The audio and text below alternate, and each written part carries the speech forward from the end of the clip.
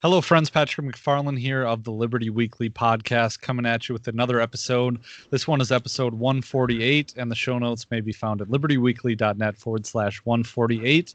And it's been a hot minute since I had the, unofficial co-host of the show on, Keith Knight. How are you doing, Keith? I'm doing fine. I'm just so obsessed with the double standard the media has with the Capitol riots and whatnot. Whatever. I'm sick of talking about it. I'm glad we're talking about secession today. It seems so much more productive. Oh, hell yeah. And, since I've heard some whispers of Texas secession, and of course, as libertarians, we know that political decentralization is probably the best solution to this situation. I mean, to touch just very briefly on the Capitol situation, it's been obvious since we've entered the political lexicon here as commentators that the culture war has just been ramping up and up and up. And it seems like that's the natural result of forcing a bunch of people to live under the same rules. Especially when, as we'll see with quotes from Mises and Rothbard here today, that that's not how things work. Certainly. I know, two couples. One that said, you know what, this marriage isn't working. We need to get a divorce. All right, that's my parents. Okay, so my parents got a divorce when I was like 1 year old, and I know a couple to this day that's like, well, you can't get a divorce. That's just unholy, and that's a violation of this sacred covenant. And look, as nice as it is to have the idea of marriage and being together forever, and as nice as it is to have an idea of 50 states and all of us working together and making America great again, sometimes it's better to break up. I'm sorry. Sometimes it is superior to civil war or constant walking on eggshells or constant violence or constant at each other's throats, as we see with big government. The bigger the state, the more you have to pay for things you oppose. So you're going to more aggressively oppose them than you otherwise would. You're like, oh, that thing is terrible. Well, it's their money, whatever. Whereas if you're like, hey, that's my money, what the hell? Let's go to war over this. Well, then there's it's a much more volatile situation than it otherwise would be. So, yes, the idea of secession, I love it because taken on principle, we realize the individual should be able to secede from the state, the idea of voluntarism that we're so big on advocating.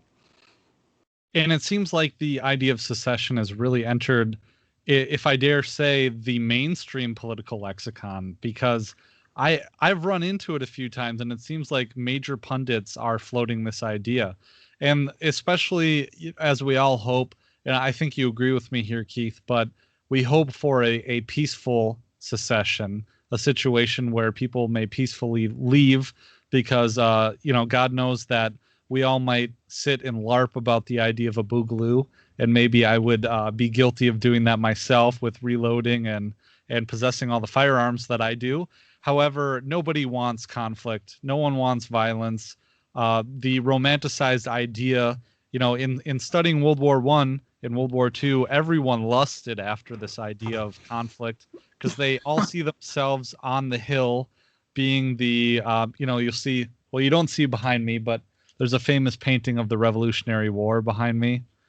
And everyone views themselves as being, Mel Gibson in The Patriot.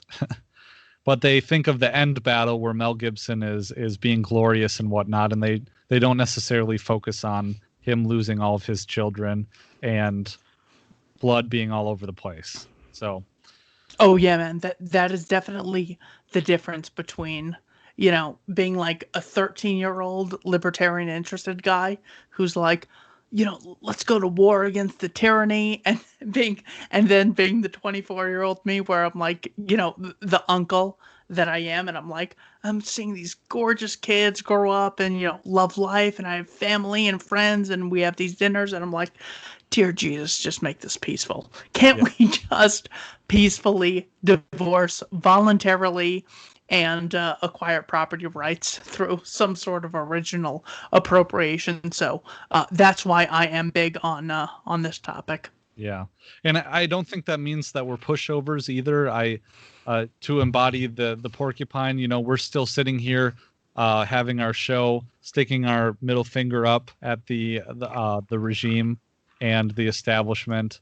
So I don't think it means that, but I think it means evaluating these things with logic and a level head, but still being firebrand radicals and pushing our own vision of what voluntarism means. So thankfully, we have awesome guiding stars to guide us on the way, which is what we'll be taking a look at here. Exactly. I thought we would go through the quotes of and Rothbard. So here is the collection of quotes by Mises on secession. Pat, how about you read the Mises quotes? I'll read the Rothbard quotes. Okay, that sounds good to me. So our first quote, if you'll put it on the screen here for our viewers, Keith. Okay. This is from Omnipotent Government, and this is Mises. This is page 90 from the quotable Mises. The quote goes, "A nation, therefore, has no right to say to a province, 'You belong to me. I want to take you.' A province consists of its inhabitants. If anyone has a right to be heard in this case, it is these inhabitants. Boundary disputes should be settled by plebiscite." So this just goes along with this idea of self-determination. And so if we are individuals that, by voluntarism, we believe that each individual is sovereign over their own body and their own life, then so follows the idea that you should be able to go from the nation state to divest power down to the individual. So therefore, it logically follows that if the power is vested in a nation, well, then the individuals who consent, theoretically, that to belonging to the nation, they should be able to divest their power all the way down to the individual. And I don't believe that Mises disagrees with that. In fact, we'll find a quote later on in our quotations here about seceding down to the individual level. And especially with Rothbard, there's the famous Rothbard saying, and I don't mean to steal Keith's thunder here, but Rothbard says, if a state can secede from the nation, then why not a county? And if a county can secede from the state, then why not a city? And if a city can secede from the state or from the county, then why not, a certain block of a certain neighborhood of a certain city? And if a certain neighborhood can secede, well, why not a certain household? And if a certain household can't secede, well, why not an individual? And I think that just makes perfect sense. It flows logically. So, Keith, any thoughts? Oh, we have a definition of plebiscite here. So the only reason I pull this up is because I was totally wrong on this definition. The definition of plebiscite is a direct vote in which the entire electorate is invited to accept or refuse a proposal. So this would be the equivalent of a Brexit. So if Texas votes to not be part of the Union, that's what Mises is more or less talking about. No, Pat, I cannot add more than Ludwig von Mises can. What are the rest of the quotes? Okay, well, in fact, I want to tease a little bit. I think at the end of the episode here, we're going to be addressing some counter arguments from a libertarian point of view against secession. Because specifically when you bring up the definition of plebiscite, and I'm glad you did, Keith, a direct vote, that sounds a little bit, don't we have something against voting too? So does that maybe cause a little bit of a logical inconsistency when you have the electorate of a smaller part voting the will of the majority to leave a certain political entity? What about the minority in that smaller political entity that don't want to leave? We'll talk about that a little bit. But our next quote here, Keith and I went over before we started recording, because I think it's a little bit confusing the way that Mises words this. And I don't know if that's because it was a translation from the original German, but this is from Nation, State, and Economy, and this is on page 34. If you're in the Mises Institute version, I found the quote on page 60, so you can follow along there. But the quote is, "To the princely principle of subjecting just as much land as obtainable to one's own rule, the doctrine of freedom opposes the principle of the right of self-determination of peoples, which follows necessarily from the principle of the rights of man. No people in no part of a people shall be held against its will in a political association that it does not want." And so, for those of you, the majority of you listening to this podcast on audio version, Keith has highlighted the last sentence, which is the operative sentence. But no people in no part of a people shall be held against its will in a political association that it does not want. So, in this quote, Mises is referring to the situation in Europe that occurred before World War I, where you had different fiefdoms and different princes fighting over territory that they themselves personally would own. Sorry, Hans Hermann Hoppe, for stepping against democracy, the god that failed to hear. But rather, the word, the doctrine of free, or the phrase, the doctrine of freedom opposes the principle. The way that Mises is using it in this this passage basically says that, well, if there's a group of people who are tied together through shared cultural values and shared ethnicity, perhaps, whatever makes the nation state. Now, we're not talking about a state here in terms of a government definition. We're talking about a nation state, which is a group of people that are tied together through apolitical means based on their culture and shared history, their shared ethnicity, perhaps. They have the ability to form their own political unit. They don't have to be at the whims of some kind of state apparatus. And so primarily when I think about this, I do think about Europe, but I also do think about how the boundary lines of the Middle East were carved up after World War I, and how it has caused, led to a lot of problems that we have today. Secular dictatorships aside, but when you have so many ethnic groups that are, bottled up like the genie in the lamp, by, maybe you bottle them up with these secular dictatorships. But the original problem is that, the British Empire and different sovereign entities carved up the Middle East arbitrarily based on lines on a map and claims of a sovereign, some kind of an artificial sovereign over a geographic location. That just doesn't really work well. And I think that's because humans' natural their natural borderlines that they have are determined by these shared cultural values, and shared perhaps ethnicity. But I think one follows the others, that cultural values maybe follow from these kind of unspoken bonds that different types of people have in their own communities. So, Keith, do we want to jump to a Rothbard quote, or should I continue with the Mises? Let's keep the Mises quotes going. Okay. Anything to add to that last quote? I am so humbled in the eyes of Mises that no, I'm not sure I could add anything to it. How do I have anything to add, Keith? I'm not sure. Let's just keep going. Let's find out. So, okay, liberalism knows no conquests. This is our next quote from Nation, State, and Economy, pages 39 to 40. Liberalism knows no conquest, no annexations, just as it is indifferent towards the state itself, so the problem of the size of the state is unimportant to it. It forces no one against his will into the structure of the state. Whoever wants to emigrate is not held back. When a part of the people of the state wants to drop out of the Union, liberalism does not hinder it from doing so. Colonies that want to become independent need only do so. The nation is an organic entity that can be neither increased nor reduced by changes in states. The world as a whole can neither win nor lose from them. So this is, in a way, it's really kind of the first thing I thought of when I read this was talking about how socialists have this misconception that wealth is a finite pie that you have to cut up.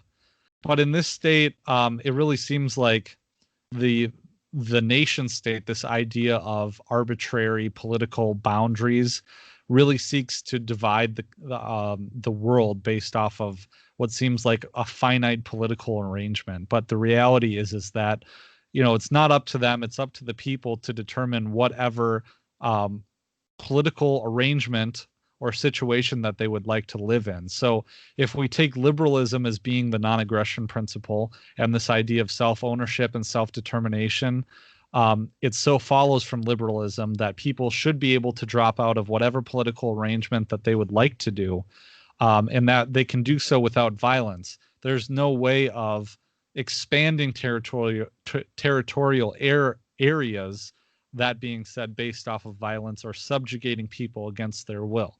It really just comes back to voluntarism and the non-aggression principle. So our next quote here is again from Nation, State, and Economy, page 82. The quote is short this time. "The size of a state's territory, therefore, does not matter." And of course, that's because the state is an arbitrary institution based off of illegitimate force and violence, forcing people into particular political associations that they don't want against their will. So the next quote is from Mises's Liberalism, page 109. This quote begins, "The right of self-determination in regard to the question of membership in a state thus means, whenever the inhabitants of a particular territory, whether it be a single village, a whole district, or a series of adjacent districts, make it known by a freely conducted plebiscite that they no longer wish to remain united to the state to which they belong at the time, but wish either to form an independent state or to attach themselves to some other state, their wishes are to be respected and complied with. This is the only feasible and effective way of preventing revolutions and civil and international wars."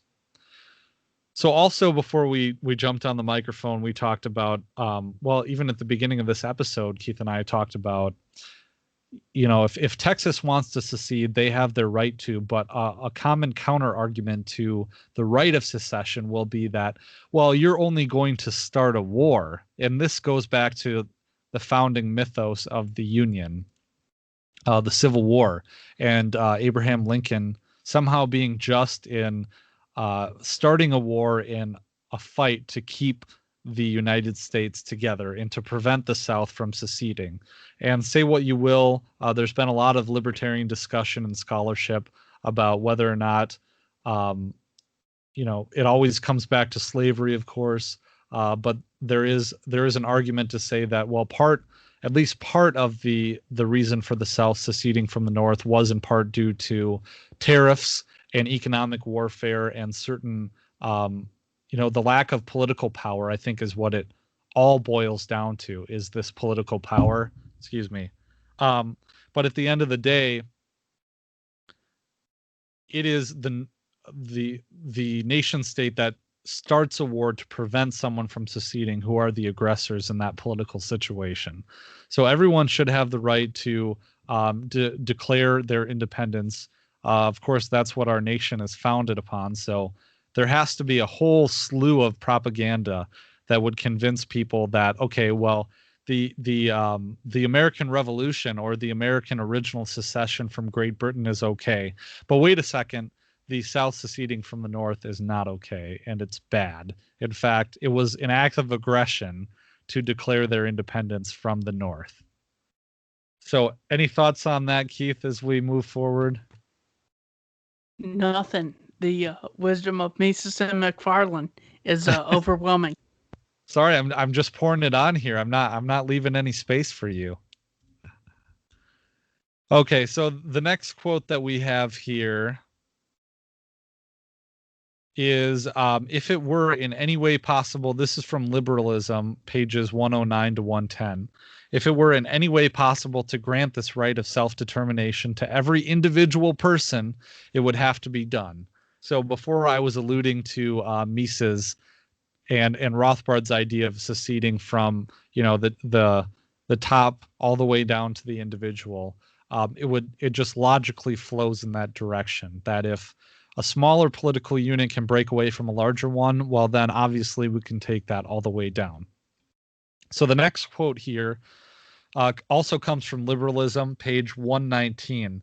The situation of having to belong to a state to which one does not wish to belong is no less onerous if it is the result of an election than if one must endure it as the consequence of a military conquest.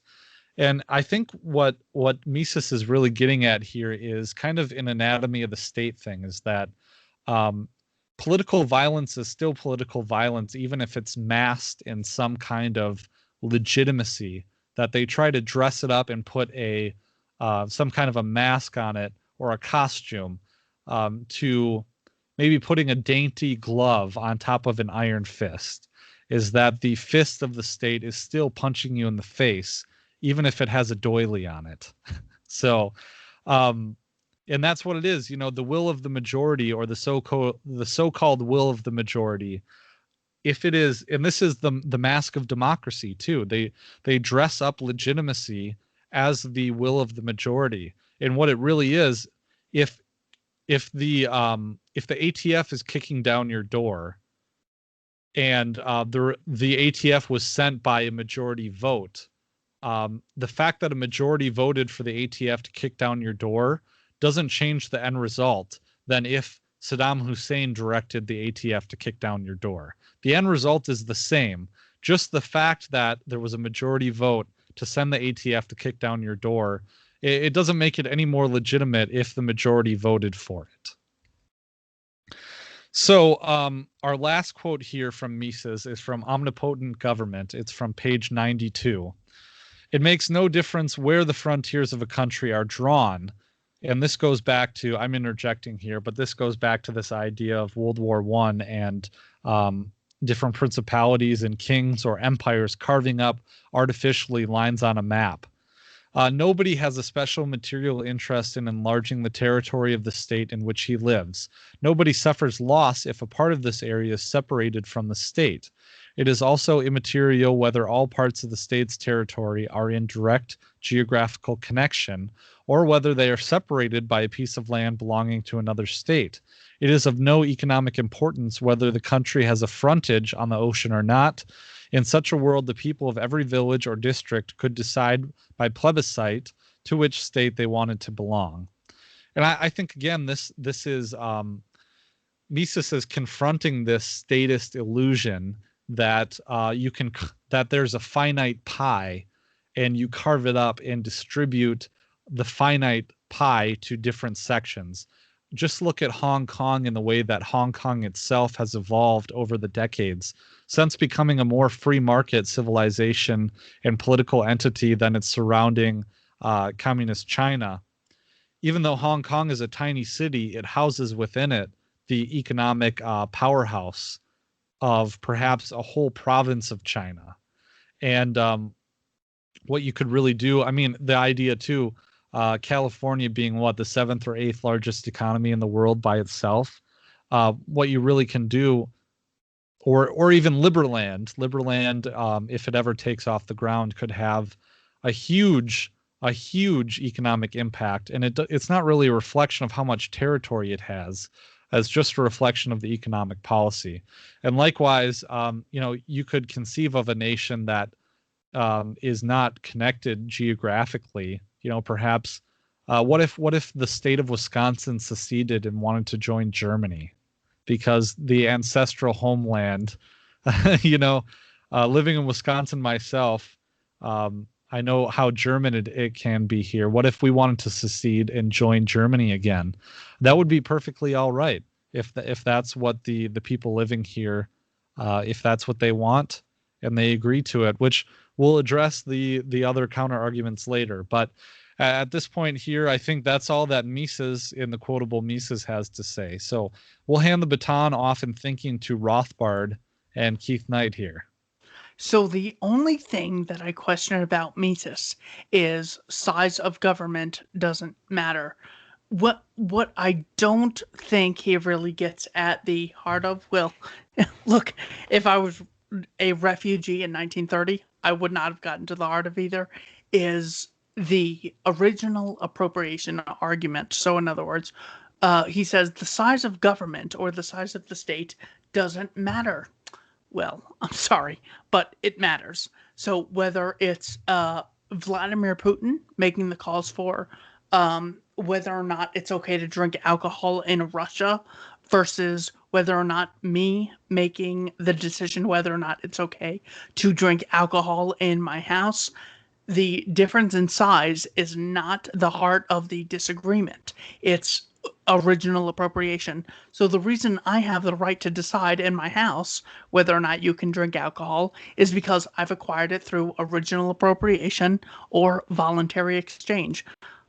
Whereas Vladimir Putin has not voluntarily acquired or originally appropriated all of Russia. So that's why prohibition is illegitimate, whereas me making a rule in my house or apartment complex is legitimate.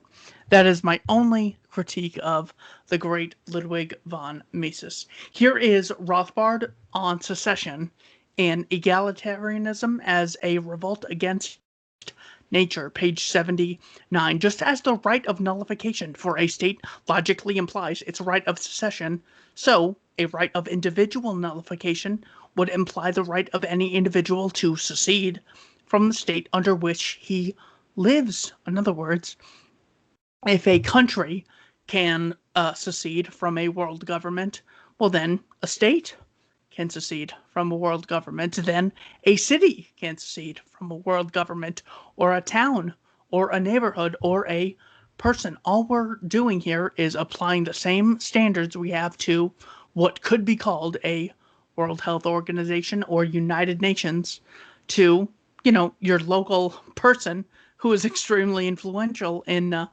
any matters. And Irrepressible Rothbard, page 231, he says, only by boldly asserting the right of secession can the concept of national self-determination be anything more than a sham and a hoax. The whole point of national self-determination is to get top-down coercive power out of the picture and for the use of force to devolve from the larger entity to more genuine, natural, and voluntary national entities. In short, to devolve power from the top downward, imposing national self-determination from the outside makes matters worse and more coercive than ever. Quoting from Irrepressible Rothbard, page 232, national self-determination must remain a moral principle and a beacon of light for all nations and not be something to be imposed by outside government coercion. Libertarian Forum, he says, secession is a crucial part of the libertarian philosophy that every state be allowed to secede from the nation, every substate from the state, every neighborhood from the city, and logically every individual or group from the neighborhood. Finishing on page 1051 in Man, Economy, and State with Power and Market, Rothbard says, if each person may secede from government, he have virtually arrived at the purely free society, where defense is applied along with all other services by the free market, and where the invasive state has ceased to exist. Pat, any comments on Murray Rothbard's idea of secession? Yeah, so Murray Rothbard basically summed up in a sentence what took me about, 20 or 30 seconds to articulate with the whole idea of divesting power down from the world government to the individual, but I think you get the idea. So no quibbles with Rothbard on these ones, except for maybe the devil's advocate we'll get to later that I keep alluding to. Well, keep us interested. Two more things with the Rothbard. And I'm sorry to the audience for getting off of secession, but there's two quotes here, and they're all on the same pages. So Rothbard says on egalitarianism as a form as revolt against nature, 132, the state is far more interested in preserving its own power than in defending the rights of private citizens. So we're recording this on January 14th, and about 8 days ago, there was a Trump rally on the state capitol. And long story short, I don't know exactly who, provoked who, but a bunch of Trump supporters went inside the Capitol. And today's it's been a week and a half almost, and they're still talking about it as this terrible, evil thing that has happened and something that must be revenged, and we need laws, and the FBI needs to investigate. Meanwhile, BLM and Antifa were breaking into Targets and Wendy's and AutoZones and Whole Foods and Targets and every other place that was voluntarily funded for the last few months, and they just really haven't cared.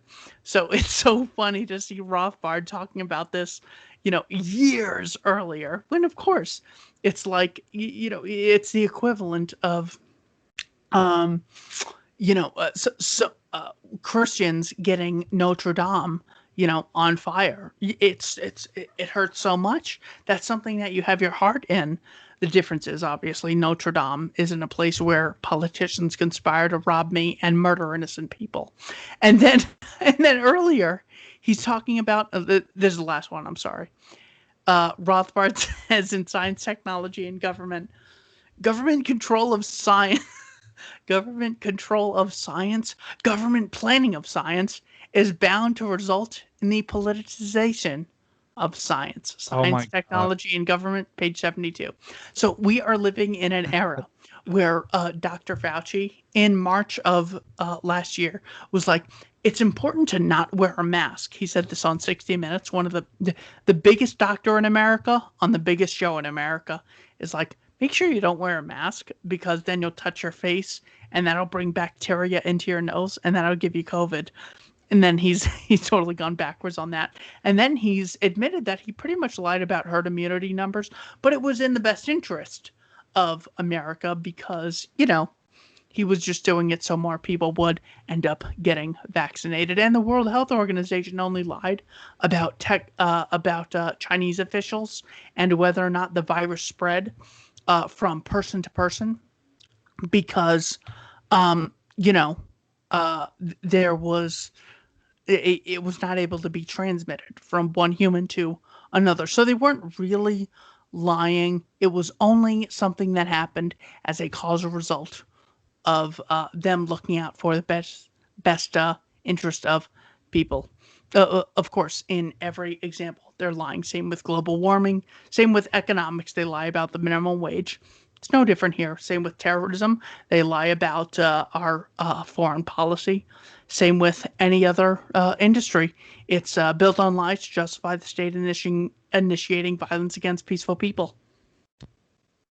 And to that end, I know that at least the libertarian podcast sphere, not just that, but the entire political sphere right now is very inundated with analysis of exactly what occurred at the Capitol and what's going on. But I think this relates to our topic of secession here today, Keith, is that the Declaration of Independence specifically stated that the people have a right to overthrow an unjust government that does not represent them. And I think that that idea really does play into just the topic of secession, is that people have this self-determination. And what I said with the podcast way back in episode 2, back when I was still at the university, at my law school, talking about exactly by American legal history class, where we did a deep dive on exactly what the idea of sovereignty of kings divesting and changing to parliamentary sovereignty is, that the king is only legitimate when he sits with his parliament, to this idea of popular sovereignty with the United States declaring its independence. And I would push that further, and I think the future of the government is this idea, well, the future of human civilization is anarchy, is this idea of individual sovereignty. So divesting it all the way there, it really follows the arc, I think, of what Rothbard talks through, the one that I inartfully articulated in 20 seconds, where he articulates it in one sentence. But basically, that's the arc of this idea of government, going from divine right of kings to parliamentary sovereignty to popular sovereignty to individual sovereignty. It seems like, at least in popular in real thought, we're moving towards that direction.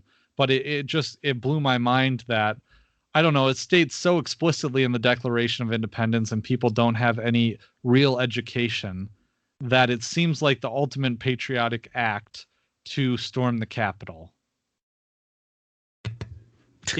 Yeah, I mean, Look, that's obviously what I think. That's like the, hey, financial advisor, I'm holding you accountable for my money. And then the financial advisor doesn't give it back. And then you ask for it back, and he still doesn't give it back to you. And then you find out he's killing children in Yemen with your money. So, look, I'm sorry. You get at that point, you get to storm J.P. Morgan Chase, assuming this J.P. Morgan Chase who you're doing your financial assistance with. Then you get to storm his office. Look, what was done to Enron was justified because they were engaged in fraudulent activity.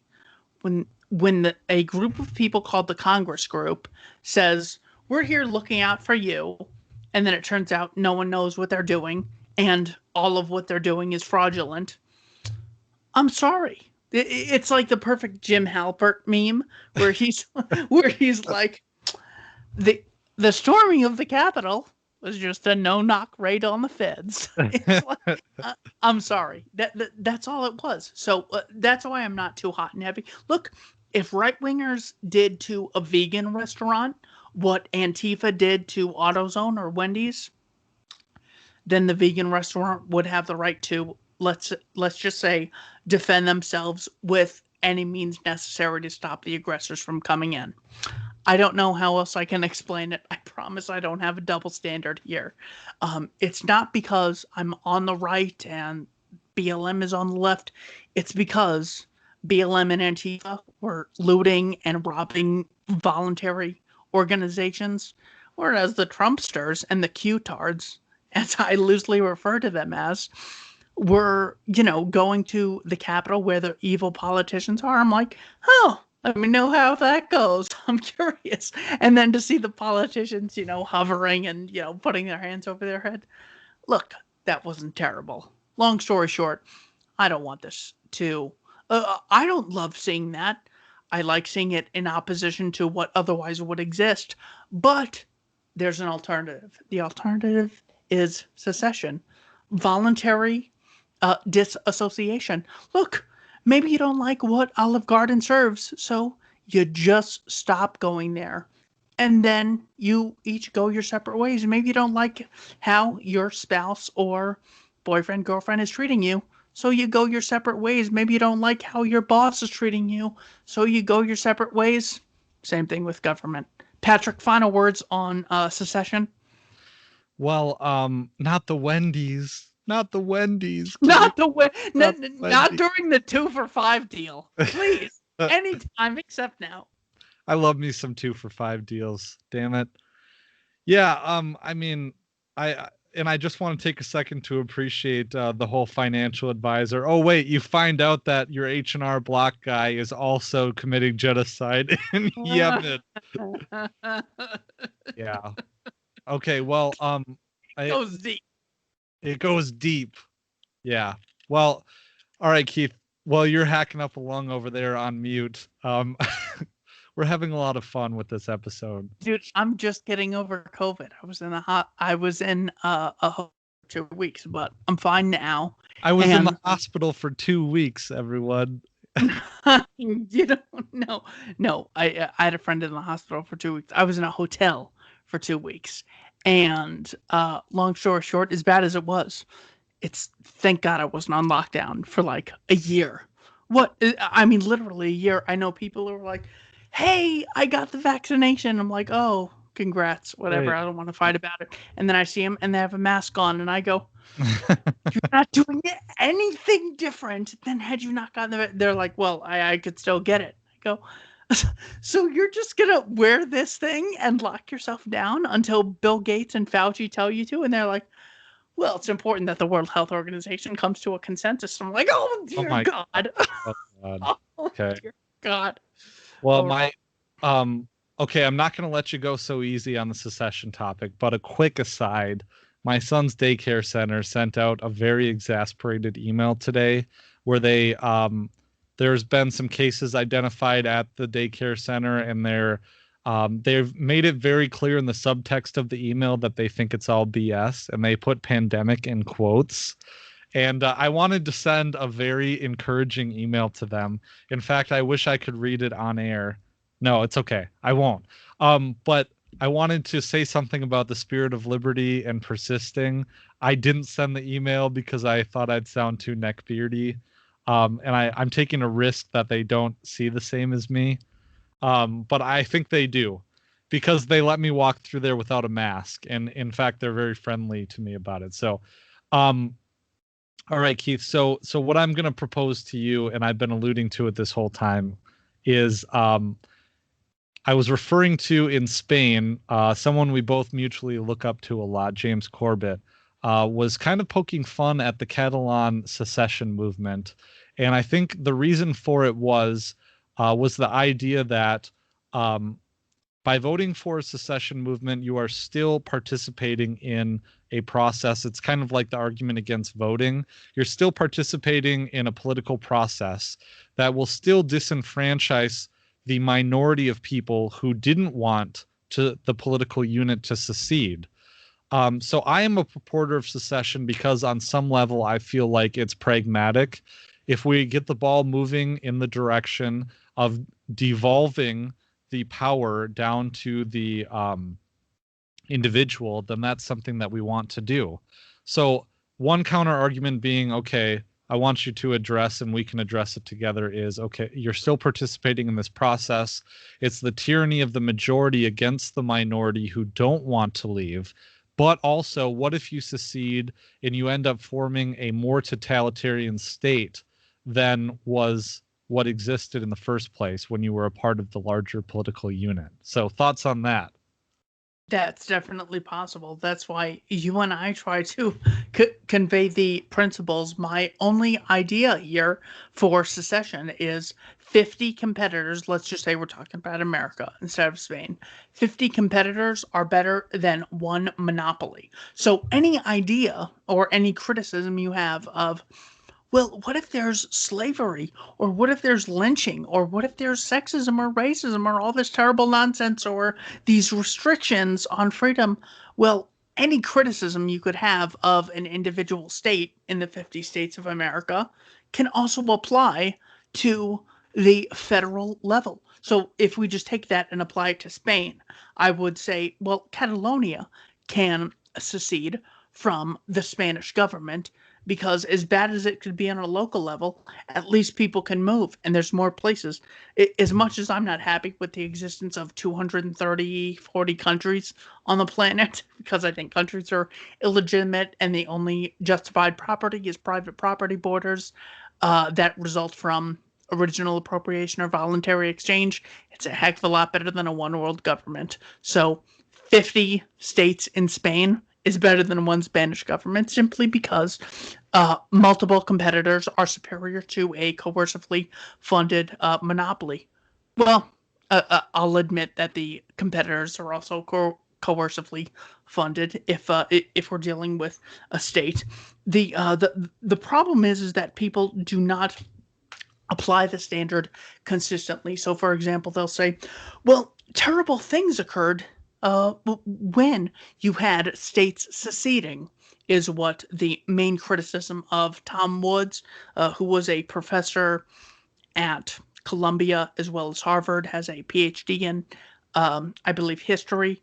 Um, Many people said in his book Nullification that, well, you had terrible atrocities committed at the state level when there wasn't an oversight, when there wasn't a government seeing over the states.